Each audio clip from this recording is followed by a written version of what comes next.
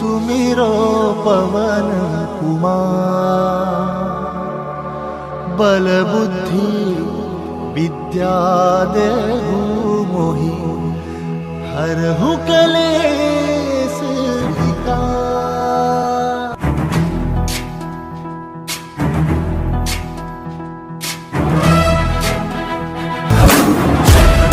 ज्ञान गुण सागर जय कपीस विपुलो उजागर, ज्ञान ज्ञान गुण सागर जय कपीस विपुलो उजागर। रामदूत अतुलित बल धामा, अंजनी पुत्र पवन सुत नामा, महावीर विक्रम बजरंगी, कुमति निवार सुमति के संगी। जय हनुमान ज्ञान गुण सागर जय कपीस विपुलो उजागर, ज्ञान ज्ञान गुण सागर जय कपीस विपुलो उजागर।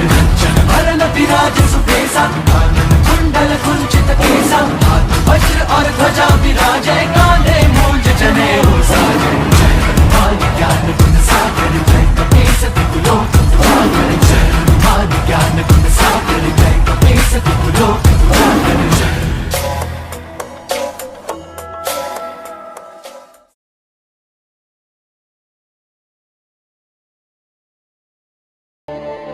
श्री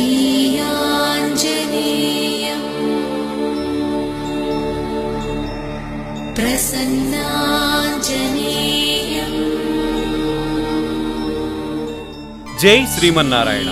శ్రీరామదూతం శిరసానమామి. రుద్రాంశ సంభూతుడు క్షిప్ర ప్రసాదమూర్తి. నమ్మిన వారికి నేనున్నాను అని అభయమిచ్చే అంజనీ పుత్రుడు. ఊరూరా కొలువుదీరి తన ఉనికిని చాటుకునే అంజనీ సుతుడు. కొచ్చెరువు గట్టుపై కొలువుదీరిన అభయ స్వరూపుడు. అదే బతికెపల్లెలోని మన కొచ్చెరువు గుట్ట ఆంజనేయ స్వామి దేవస్థానం.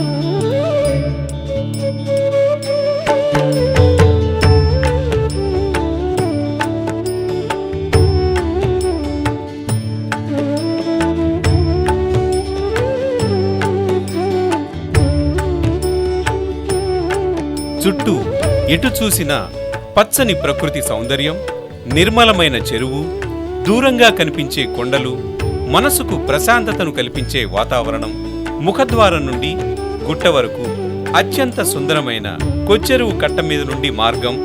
మనసులో అంజన్న నామానికి తప్ప మరే విషయానికి చోటు ఉండదు.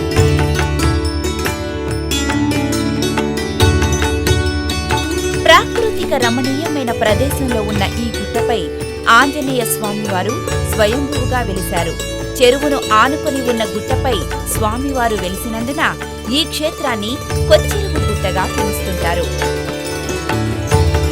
జగిత్యాల జిల్లా పగడపల్లి మండలం బతికేపల్లి గ్రామానికి అతి చెరువులో ఉంటుంది కొచ్చెరువు గుట్ట. బతికేపల్లి గ్రామ సరిహద్దుల్లోకి చేరుకోగానే స్వాగతం పలుకుతూ ఆలయ ప్రవేశ ద్వారం కనిపిస్తుంది. కొచ్చెరువు వద్దకు చేరుకోగానే మనకు హనుమంతుని నిలువెత్తు విగ్రహం దర్శనమిస్తుంది.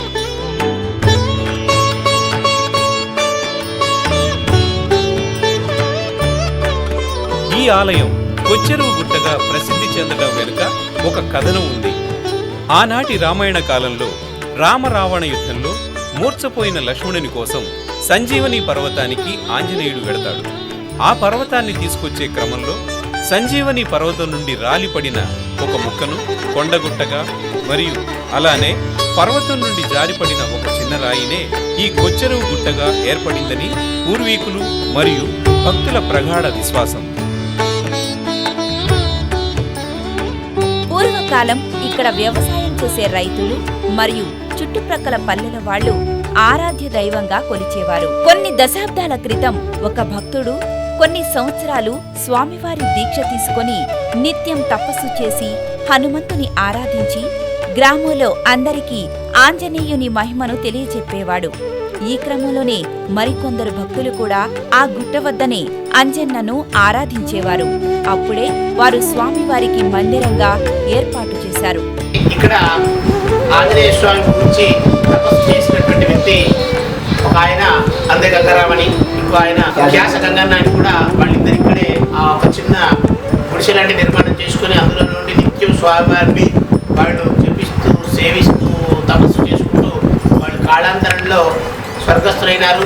ఇక ఇక్కడ ఆ స్వర్గస్థులైనటువంటి ఆ యొక్క వ్యక్తి యొక్క పార్థివ దేహాన్ని కూడా స్వామివారి సమక్షంలోనే తను సమాధి చేయాలంటే ఆ స్వామివారి ఆలయానికి వచ్చే దారిలో కూడా అతని సమాధి కూడా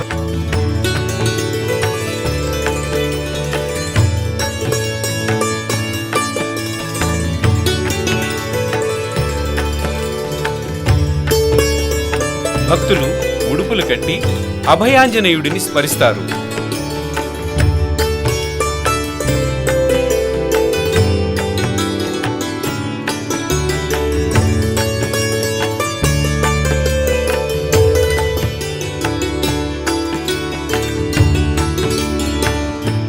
భక్తుల సకల మనోభీష్టాలను నెరవేర్చే హనుమాన్ దీక్షలు ప్రతి ఏడాది భక్తులు సంకల్పపూర్వకంగా స్వీకరిస్తారు.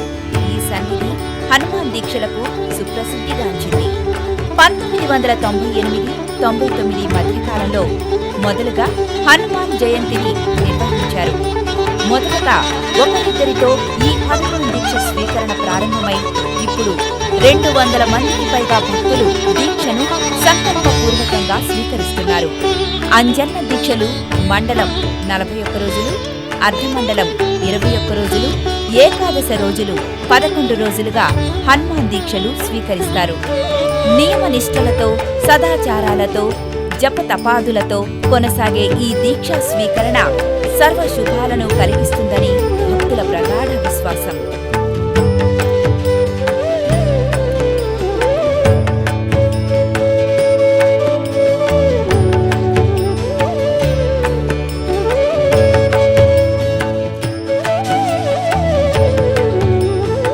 దీక్షలో ఉన్న భక్తులు ఈ ఆలయ ప్రాంగణంలోనే ఆ అంజన్నను స్మరిస్తూ కఠోర బ్రహ్మచర్యాన్ని పాటిస్తారు.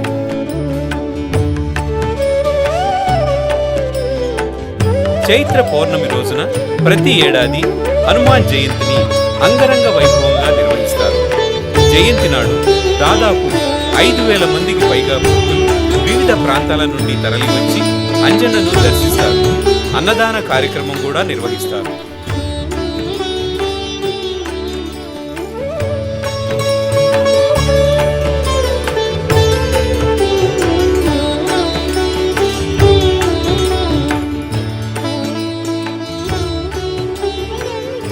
జయంతి సమయంలోనే కాకుండా సాధారణ రోజుల్లో కూడా ఆలయానికి భక్తులు తరలివచ్చి అంజన్నకు భక్తి శ్రద్ధలతో పూజలు నిర్వహిస్తారు.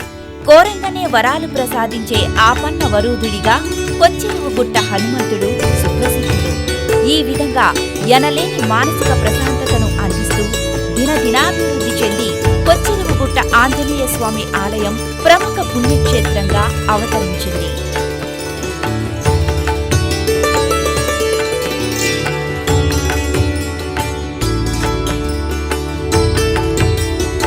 అంజన్న దర్శనం కోసం రోజు రోజుకు భక్తుల రద్దీ పెరిగేలా చేస్తుంది. అదే బతికేపల్లి కొచ్చెరువుగుట్ట ప్రత్యేకత, ఆంజనేయ స్వామి మహిమ.